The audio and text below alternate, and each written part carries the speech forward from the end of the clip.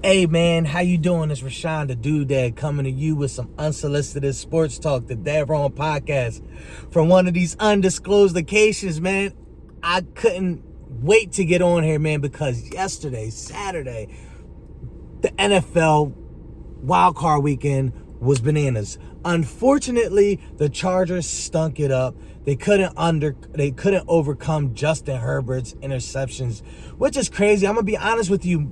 The way that people speak about Justin Herbert and his abilities is amazing because they give him all of these credentials and credibility, but he has never really lived up to the expectation. And for all the credit that he's given, he hasn't done anything to deserve it. And he really let his team down. The Texans were beatable.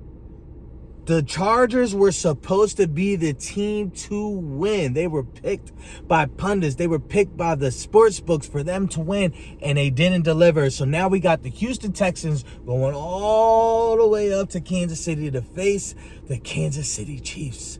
Whew. I don't know how that's going to go. I really don't think Texans are equipped to beat Kansas City, but their defense under DeMeco Ryans on Saturday was phenomenal. They caused the turnovers. They look good. They look somewhat like the team that they were last year. And if there's any miracle to be had, it will probably be that game. So yeah, kudos to them. But how about the Baltimore Ravens doing what we all expected them to do? I'm honestly thinking that they have the possibility to go all the way to the Super Bowl. They're going to have a tough task, but it sort of mimics the path that the Kansas City Chiefs had last year. If you remember, they also had to go through Buffalo and go to Orchard Park and beat the Buffalo Bills and then go all the way to Baltimore and beat them. So they were on the road, something that they had not done in their Super Bowl runs, and it was something that people were holding against them. And similar to that run is what the Baltimore Ravens are going to have to do. They defeated the Pittsburgh Steelers expeditiously. I don't think anybody thought that the Pittsburgh Steelers were just going to flip the switch and Russell Wilson was going to play like the Russell Wilson of old and the steel curtain was going to go up and they were going to lock them down. We all know, just like last year, they were picked to beat Kansas City because they were the dynamic team. Lamar Jackson is playing Lamar Jackson's brand of ball, and that is MVP like all year round. And so I'm going to be honest with you. I truly believe that they are equipped to do this run, and I think they're going to do it. But they got to go up to Buffalo to do it. And what they lacked last year was sticking to their run game.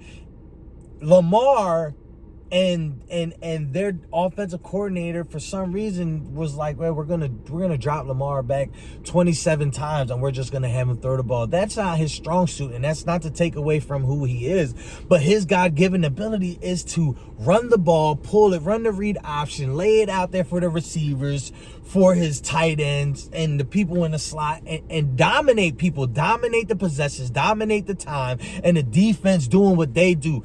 On Saturday, they look like the defense that has been the Baltimore Ravens staple for almost a decade and a half. And they were looking good. And they locked down Pittsburgh Steelers, albeit a Pittsburgh Steelers team whose offense hasn't really been doing well for the past 6 weeks. So we go into yesterday. The Buffalo Bills versus the Denver Broncos. It was a good game for the first quarter. But then Buffalo Bills put the pedal to the metal and they smashed the Denver Broncos and they sent them out of town on their freaking horse, galloping to the offseason with the L. If the Buffalo Bills are going to win against the Baltimore Ravens, it's going to be in spite of their defense, not because of their defense. They have not been good. And in order to lock down or slow up Derrick Henry and Lamar Jackson, man, you got to play good defense. And I'm going to just be honest with you, Buffalo's not playing good defense at all. They're playing manageable defense, and they are kind of like middle of the pack. If that, you can't beat the Ravens like that unless they shoot themselves in the foot, unless they go away from their identity and go away from the run. I don't think they can beat the Ravens unless it's the absolute shutout and nobody's defense is playing defense. And then you got a game like when the Buffalo Bills played against the LA Rams and it was 44-41 as the ending score. So that's the only way that I see that the Buffalo Bills could do it. Not taking anything away from Josh Allen. He's balling. But his defense is going to have to come up big if they have any chance to beat Lamar. Now, it is totally feasible and something that they can do if the defense does what they, slows down the Ravens. So, yeah, Buffalo Bills took it to the Broncos, and then Eagles. The game started off with a questionable call, and I'm not going to get into the ins and outs. I'm not a referee. That ball did look like it was recovered by Green Bay, but, it's water under the bridge. Jalen Hurts, although he didn't play like a bum, he looks like he single-handedly slows down the offense. They don't throw the ball in the hashes. Saquon Barkley was not getting the touches that I would want him to get as being such a premier and electric running back, and you have a good offensive line. I would expect him to run the ball down the Green Bay Packers' throat. The Green Bay Packers defense, they showed up. They kept them in this game, even though Jordan Love was turning the ball over. But I just expect more from Jalen Hurts. I expect him to be just tearing these teams up. He has the potential. We've seen how good he is and how his ceiling is when he's playing that 2022 campaign brand of quarterbacking. Like, he was balling out. I want to see that. In order for them to win it all, they have to play that. He has to play like that. And yesterday, I feel like he held that offense back. He did lay a couple dimes out there. He did take care of the ball. The defense did what they were supposed to do. You can win a championship when your defense is playing like that. I just don't know how, with so many weapons, you aren't able to destroy these teams. Throw the ball within the ashes. Throw some crossing routes.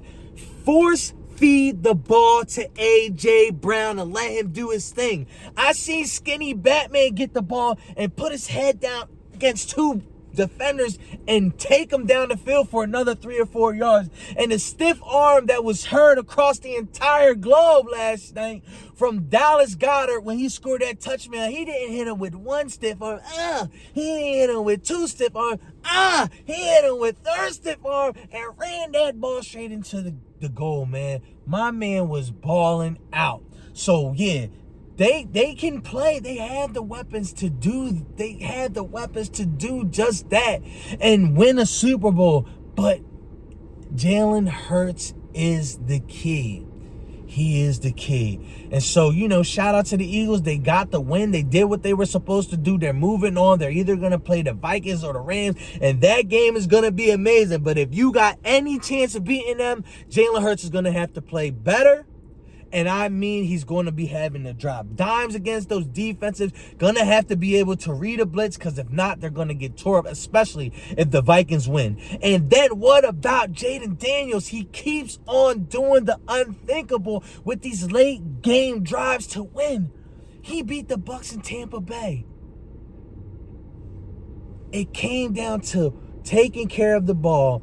And in that one instance, Baker Mayfield, who hats off to him, has carried that team and played MVP-like football with his quarterback play for the Tampa Bay Buccaneers. They just came up a little bit short, and it was all hinged on that ball that he put on the ground.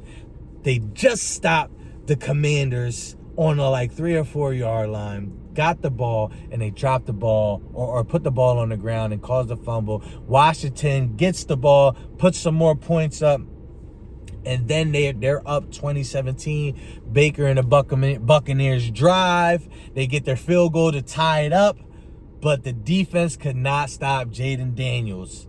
And so now they're on their way to Detroit. And I think of any teams that could upset Detroit, it was Tampa Bay. But if they could beat Tampa Bay, Detroit's down, what? who knows how many starters on the defensive side.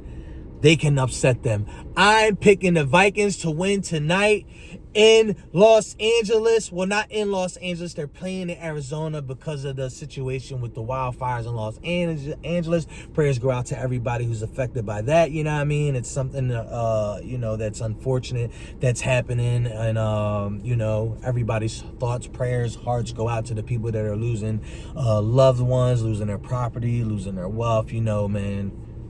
It's a sad thing, but I got the Vikings winning and coming to Philadelphia. They're gonna win tonight, and then I'm gonna be back at y'all later on to discuss the firing of Mike McCarthy. Did we all not see this coming? The writing was on the wall. I don't know why Jerry Jones be trying to masquerade and act like he wasn't trying to fire this dude. Come on, man. You know you wanted to fire him. You fired him. Okay. You fired him. Mike McCarthy, let's see where he goes.